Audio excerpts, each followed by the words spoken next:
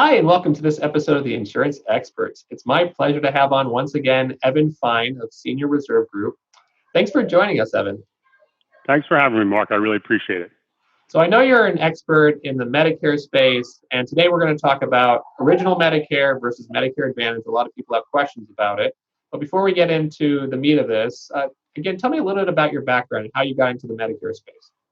So originally, I did work on Wall Street, believe it or not, and I was at a hedge fund as a trader. I have an MBA. That's my educational background. And after 2007, I was looking to start a new career as my second chapter. And I was trying to help my parents, oversee their Medicare. They're already on Medicare, oversee their Medicare coverage. And delving into a little bit more, I saw how confusing it was. And I have a real passion for helping people. So I wanted to get into a new business that helped people and really just wanted to educate people on how Medicare works and help them with that journey. Well, that's really awesome. This is why I started Buddy INS, really is to help people out there find the best solutions for them and to work in particular with specialists. So today we're going to talk about the topic original Medicare versus Medicare Advantage. First of all, I just want to do a high level understanding of it. So what is exactly original Medicare? What does that mean for people out there? So original Medicare is the government program, and just to keep it simple, when there are really two options with Medicare, so it's a crossroads. You can go with original Medicare or Medicare Advantage. And original Medicare is the government program. It does cover most costs. Most people would get a supplement plan with original Medicare because it only covers 80% of your costs, and it's unlimited the other 20%. So most people would buy a Medicare supplement or Medigap plan to plug the costs and make sure their costs are contained. Also, you need a prescription plan with original Medicare because it doesn't cover prescriptions. So that's original Medicare in a nutshell. Okay. And then the other alternative you have is something called Medicare Advantage. Can you tell me us a little bit about the origin of that? Obviously, it's not the same as the government program. So what exactly does that program cover? Correct. And a lot of people don't realize this is an alternative to Medicare. So you're not using your original Medicare card when you go to the doctor. You could put that in the drawer. You use a card from one of the large insurance companies that offer Medicare Advantage plans, and they oversee your coverage. So just a little bit about the inner workings of how that works. What happens is the government does not deal with your Medicare anymore. They actually pay the insurance company a monthly fee depending on your health. So the insurance company will then manage your Medicare, based on that monthly fee and other things as well. So you're really overseen by the large insurance companies. Medicare, the government has nothing to do with your coverage. Interesting. So how does one go about deciding when they're getting close to 65 years old and they're looking into these options, which one is right for them? What are the kind of the pros and the cons of the two different approaches?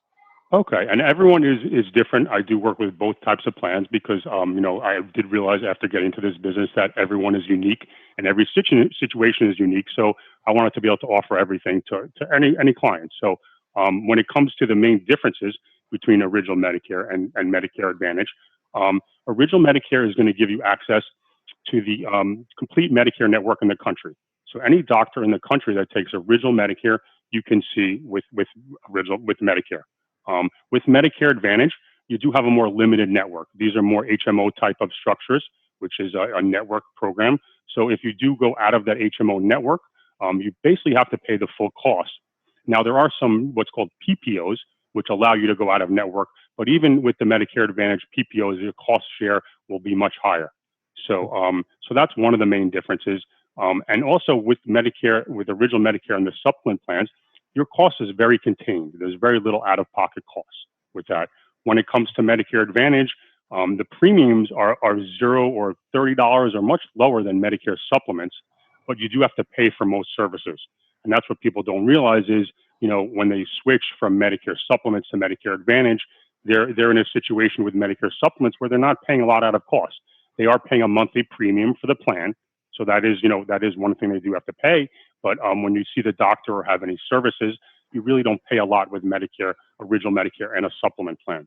With Medicare Advantage, you're not paying up front. You're paying very low premiums, but as you use it, you will pay out of pockets for most services except preventative. And that's what's misleading is a lot of people are misled where they think, a lot of these commercials, zero premium, zero for everything. It's Medicare Advantage is only zero for preventative. When it comes to any other services, you're going to pay out of pocket. Right. Just like your background from the investment world, right? There's no such thing as a free lunch. That's the same thing in this world. You're going to get trade-offs. And for some Correct. people, like you said, the lower premium but higher out-of-pocket cost approach might be better depending on their health and their situation and finances.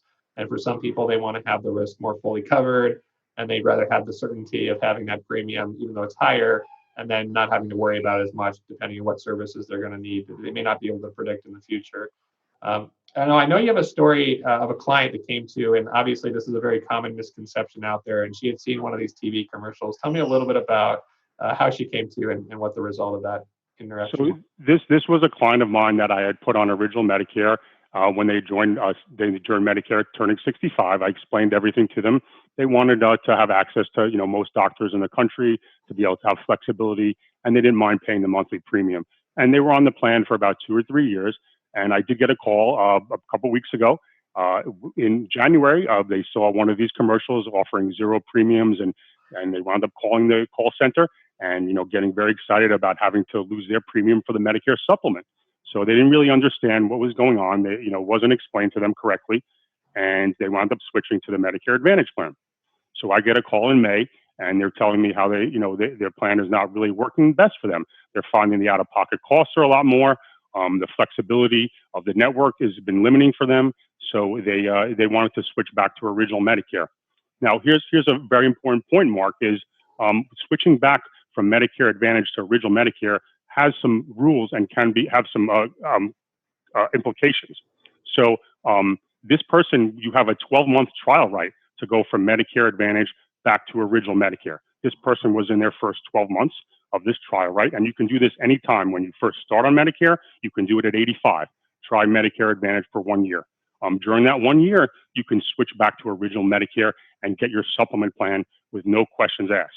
Now, here is the problem. What I come up with, what I come across a lot too, is people will be on a Medicare Advantage plan. They join at 65, they're healthy, and then all of a sudden something happens to them at 75. They want to go to a certain specialist. They don't want to have to pay out of pocket. Their health changes. So they want to go back to original Medicare and get a supplement. Now, if you're outside of that first 12 months of that trial right, you have to go through underwriting to get this Medicare supplement.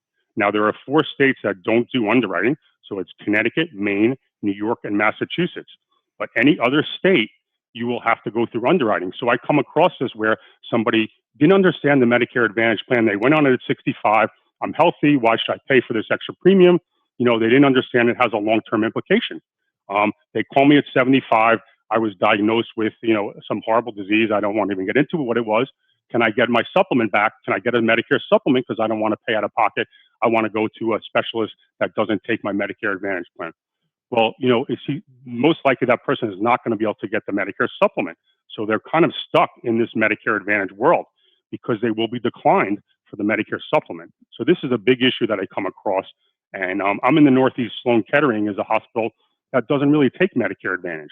And I come across that a lot where people want to go there and then they can't switch because they were diagnosed with cancer unless you're in New York State. My home state's New Jersey, so they do underwriting in New Jersey. In New York, there's no underwriting. So they can switch. Yeah, and I would say, and you can just tell just based on what the story you're telling, that the nuances of this, they can get complex.